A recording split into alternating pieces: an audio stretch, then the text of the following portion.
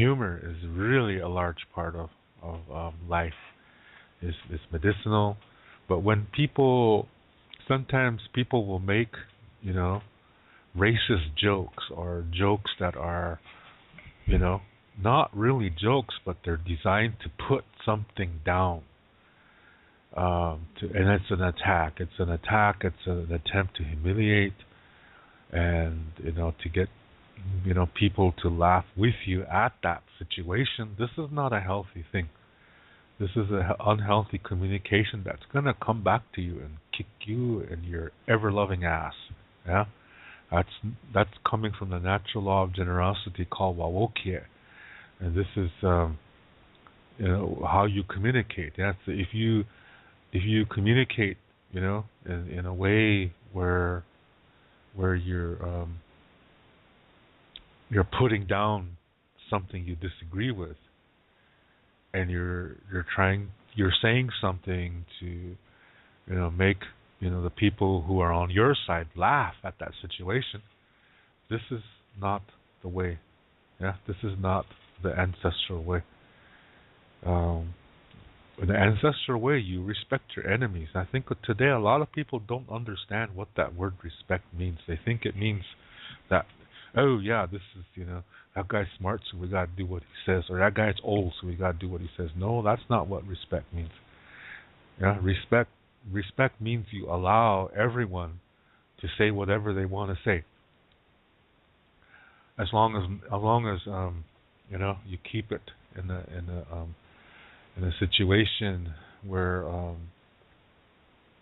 it doesn't go into a dualistic situation. Yeah, you can still say things, and you don't have to agree, but you just don't say anything.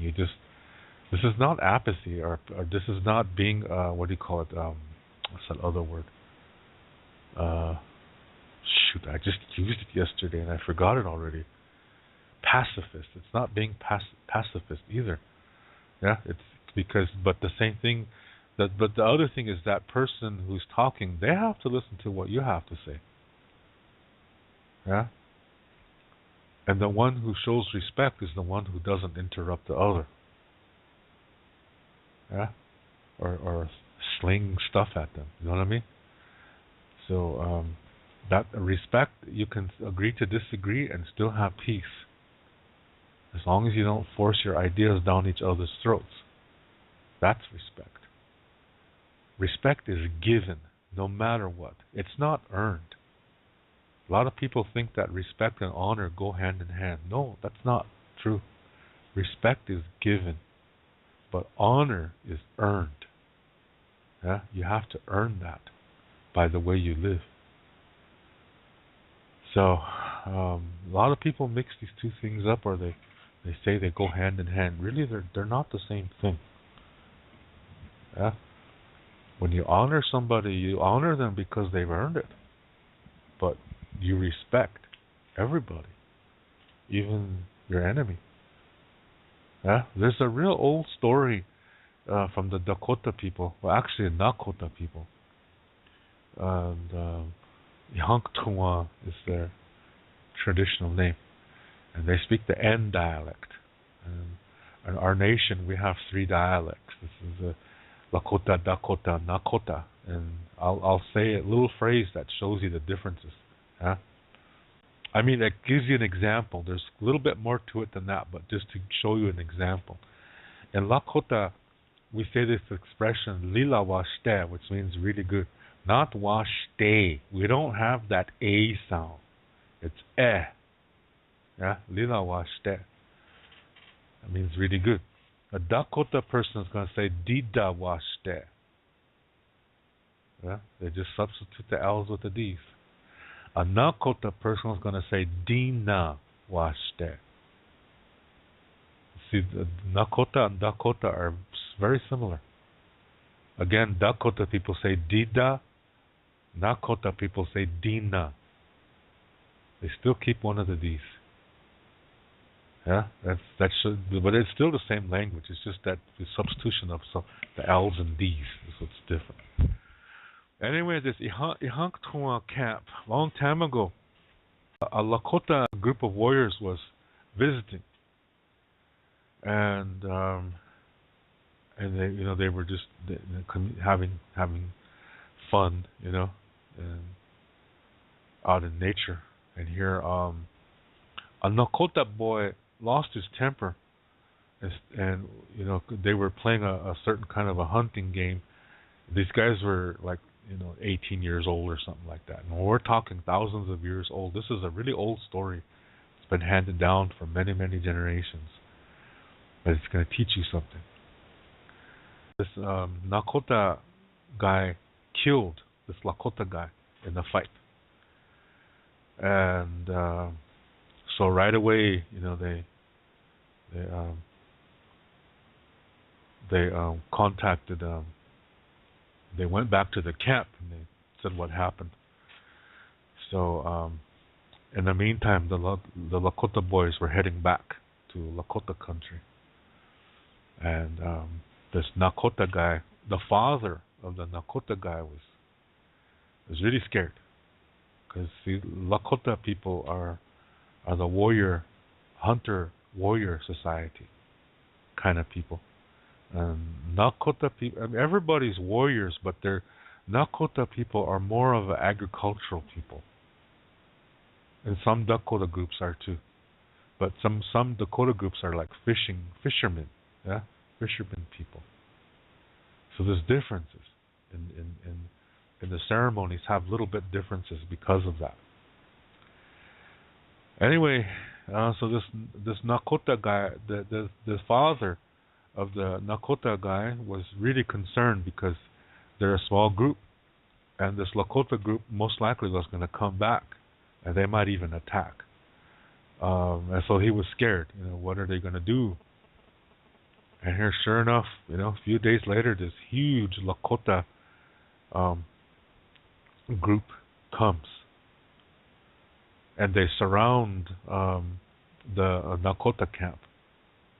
And so the Lakota guys are getting ready to go to battle because, they're going to go down fighting. And so the father of the dead Lakota boy, he comes down to meet with the father of the killer, basically. So he says, the father of the killer basically he's scared, he's apologizing, and he said he really, he says, don't kill my son. He said, you can kill me. He said, I give myself to you, and you can kill me, but don't kill my son. He's just a young man, and maybe he learned from this, and maybe he'll grow up and he'll change. And the Lakota guy said, no. He said, I'm not going to kill you. He said, your son took away my son, and I don't have a son anymore. Yeah? He's gone. There's a hole in my heart. My wife is crying nonstop. And we have to find a way to make peace. So the Lakota father said, well, what do you have in mind? So the Lakota father said, give me your son. He said, I'm going to hunka him.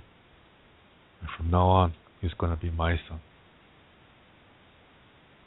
And that young Lakota guy, all that time he was shaking because he thought, they came to kill him.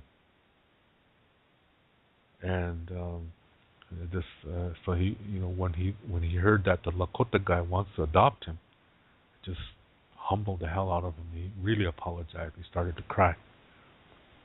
So the Lakota father said to the Lakota father, he said, your boy is going to live with me now. He's going to be my son. But he's still alive. Yeah?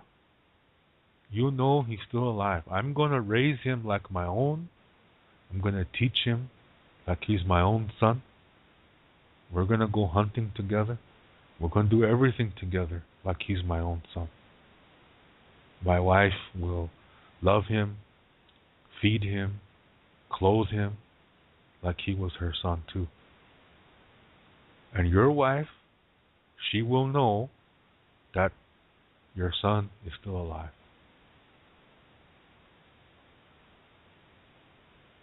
And so the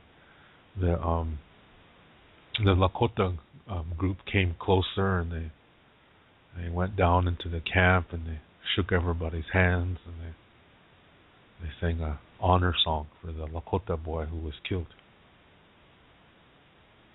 This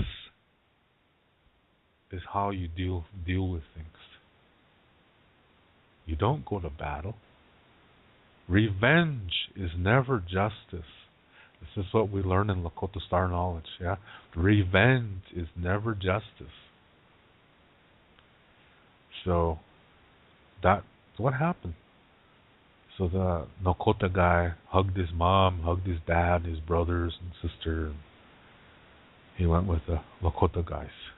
And the boys, they came and they shook hands, and now you're one of us. Yeah. So they went back, and the boy grew up to be a Lakota. Changed his dialect. Yeah. And he spoke with the L after that. Lakota. He used to say Dina washte, now he said Lila washte. Yeah. He used to say Wichashta, now he said Wichasha. You see the difference? I hear the difference, I mean. And so he was allowed to go back to see his mom and dad, but his home was with the Lakota people. So even though he had to grow up away from his mom and dad knew that he was alive, and they knew he was loved. This is how they solved the problem. That's really hard to do. Yeah?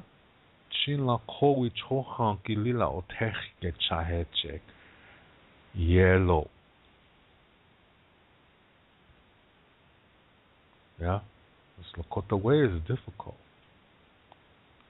That's the reason why. It's not easy. But there was no war. There was no revenge. And the people who had a hole in their heart, that hole was not so big anymore. And the parents of the parents of the Lakota boy, they didn't have their son, but they knew he was alive. They knew he was looked after. They knew he was taken care of, and they knew that people were. He's a relative now of them. Well, he's Lakota. He's being treated and raised like a Lakota, but he's still alive. That's what that makes all the difference in the world. It was hard. Yeah, it was really, really hard. But it turned into a healing situation. So from this story, you learn how to treat your enemy. Your enemy has a mother and father too. Your enemy might have children. Your enemy might be a grandparent. Yeah, your enemy breathes the same air that you do, drinks the same water, yeah, walks on the same earth as you do, is warmed by the same fire as you do. The sun warms him just like the sun warms you. He's not less than you. You are not more than him. So when you're dealing with your enemy, you have to keep that in mind. This is why in Lakota culture, in battle, to kill your enemy was the absolute worst thing you could do. And there was no honor in killing. You were looked down on. If you killed your enemy, you were looked down on by your own people. As said, man, what's wrong with you? You just took away the provider of a family. Yes, we don't get along. Yes, we battle, but we don't kill each other. We still manage to find a way to have peace. But you don't kill your enemy. That was long time ago. Yeah, that was long time ago. But it shows you, it teaches you that you respect even your enemy. You show him respect, even if he's an asshole. You can respect somebody, but not honor them. You see what I mean?